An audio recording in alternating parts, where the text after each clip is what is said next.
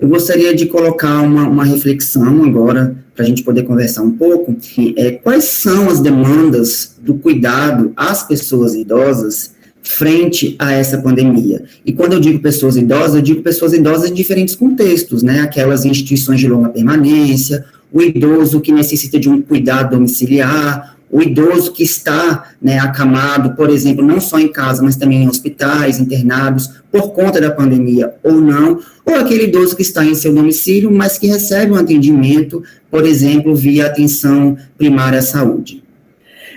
Bom, então vamos entender primeiro, assim, os cuidados em relação à pandemia, eles são cuidados de biossegurança gerais. Na população brasileira, nós temos 75% da população idosa bem obrigado, né? Quer dizer, bem obrigado, assim, ela é independente, ela é autônoma, ela decide sobre a própria vida. Um grande movimento que foi feito e que ainda se faz, mas foi bastante importante no primeiro momento, foi conscientizar as pessoas idosas de que elas tinham um risco, pelo menos é o que a gente via na época, elas tinham um risco maior de ter desfechos ruins, se fossem ruins, pensando em condições graves e óbito, se fossem contaminados pelo Covid. Então, por isso, naquele primeiro momento, foram feitas todas as recomendações e todas as medidas restritivas que foram para a sociedade de um modo geral, mas foram especialmente para as pessoas idosas. Se ele reside sozinho e não tem quem o ajude, como é que ele não sai de casa? Então, como é que a medida restritiva lida com estas questões?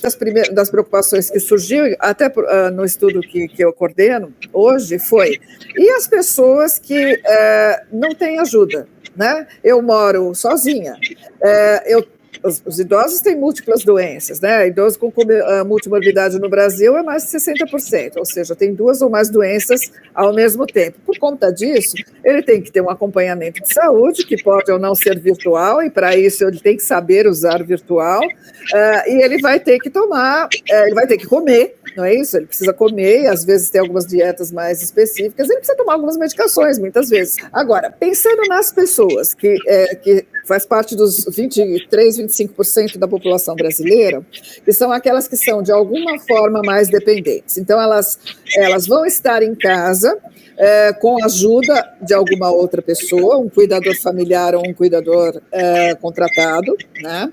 Elas vão estar em programas de assistência domiciliar, públicos ou privados, né? Elas vão estar, e quando não nisso, elas vão estar em instituições de longa permanência. Então, assim, houve todo um cuidado em se trabalhar e em se orientar, tanto os cuidadores familiares quanto os cuidadores não familiares que atuam na casa dos idosos, e aí também entram os programas de assistência domiciliar, de se compreender que naquele momento eu posso ser o vetor. Então, na hora que eu vou entrar na casa dele, eu tenho sim que tomar umas medidas de biossegurança, eu tenho que me higienizar, porque eu posso ser a pessoa que está levando a ele a contaminação. Quem se contaminava? Quem tinha mais gente em casa, os que não moravam sozinhos, os que tinham mais gente em casa ou que eram visitados por outras pessoas. Porque isso passa muito pelas famílias, quando elas vão à casa do idoso, então na hora que ela entra, ela esquece a máscara, então ela tira a máscara, porque ela está na casa. Para as instituições de longa permanência, o que aconteceu? Foi feito um grande movimento. A gente fez uma carta inicial, eu e mais 2 docentes, mandando para o governo, né? Que aqui se chamou o grito de atenção às instituições de longa permanência, que aqui no Brasil não poderia acontecer, isso foi no começo de 2020, não poderia acontecer aqui o que a gente estava vendo acontecer na Europa, nas instituições, onde se chegava nas instituições, as pessoas não estavam lá e tinham muitos idosos mortos e largados nas instituições. Foi um verdadeiro genocídio, um absurdo. A partir daí, foi criada a Frente Nacional de Enfrentamento da Pandemia nas Instituições de Longa Permanência, que é liderada pela doutora Carla Giacomin, de Belo Horizonte, né? E que se tornou o maior movimento da sociedade civil em prol das instituições e que, sem dúvida, foi o grande responsável por nós não termos aqui o que aconteceu em outros lugares. Então, você conseguiu juntar pessoas do país inteiro que eram mobilizados pela questão do envelhecimento, de forma voluntária, proativa e voluntária, se uniram todos com as instituições para ajudá-las no que elas necessitassem, tá?